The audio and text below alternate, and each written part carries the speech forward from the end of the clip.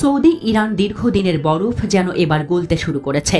বৃহস্পতিবার সৌদি আরবের প্রতিরক্ষা মন্ত্রী প্রিন্স খালিদ বিন সালমান আল সাউদ এক ব্যতিক্রমী সফরে ইরানের রাজধানী তেহরানে পৌঁছেছেন। এরই মধ্যে প্রিন্স খালিদ তেহরানে ইরানের সশস্ত্র বাহিনীর প্রধান মেজর জেনারেল মোহাম্মদ বাঘেরির সঙ্গে বৈঠক করেছেন। ওই বৈঠকে দুই দেশের মধ্যে প্রতিরক্ষা সম্পর্ক জোরদার, আঞ্চলিক নিরাপত্তা, সন্ত্রাসবাদ দমন এবং পারস্পরিক সহযোগিতার মাধ্যমে মধ্যপ্রাচ্যে শান্তি ও স্থিতিশীলতা বজায় রাখার বিষয়ে আলোচনা হয়েছে। ইরানের সংবাদ সংস্থা ইসনা জানিয়েছে এসব তথ্য। জেনারেল বাঘেরি ইরানের প্রভাবশালী সামরিক বাহিনী ইসলামিক রেভলিউশনারি গার্ড কোরের একজন গুরুত্বপূর্ণ কর্মকর্তা।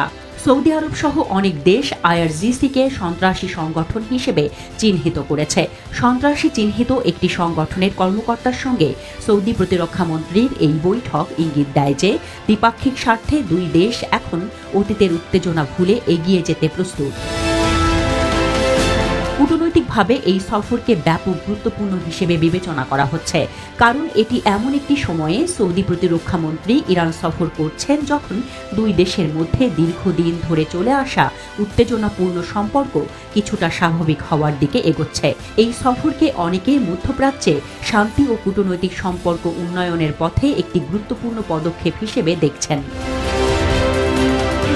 সৌদি আরব ও ইরানের মধ্যে সম্পর্ক 2016 সালে পুরোপুরি ছিন্ন হয়ে যায়, যখন সৌদি আরবে একজন শিয়া ধর্মীয় নেতাকে ফাঁসির রায় দেওয়ার প্রতিবাদে তেহরানে সৌদি দূতাবাসে বিক্ষোভকারীরা হামলা চালায়।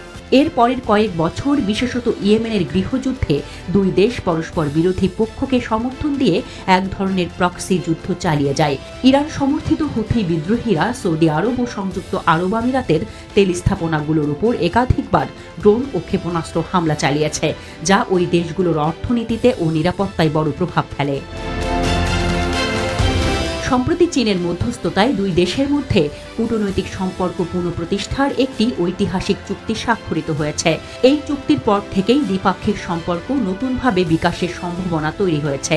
প্রিন্স খালিদের এই সফর সেই সম্ভাবনাকে আরও শক্তিশালী করেছে। এই সফর এমন এক সময়ে হচ্ছে যখন ইরান পারমাণবিক চুক্তি নিয়ে যুক্তরাষ্ট্রের সঙ্গে আলোচনা চালিয়ে যাচ্ছে। তবে ওই আলোচনার ব্যর্থতার আশঙ্কা থেকে যুক্তরাষ্ট্র ও ইসরায়েল বারবার ইরানের পারমাণবিক স্থাপনায় হামলার হুমকি দিয়ে আসছে।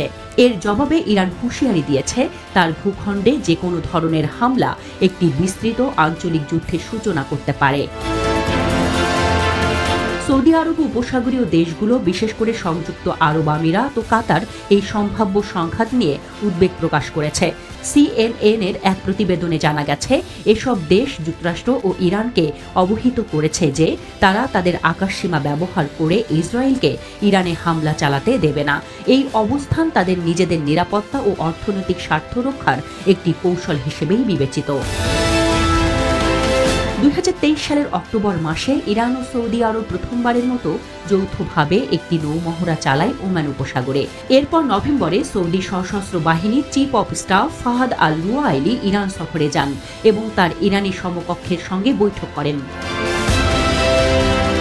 এই সফর কেবল দুই দেশের সম্পর্কের উন্নয়নই নয়, বরং গোটা মধ্যপ্রাচ্যে কূটনৈতিক ভারসাম্য, নিরাপত্তা সংলাপ এবং অর্থনৈতিক স্থিতিশীলতা নিশ্চিত করার পথকেও মজবুত করতে পারে বলে বিশেষজ্ঞরা মনে করছেন।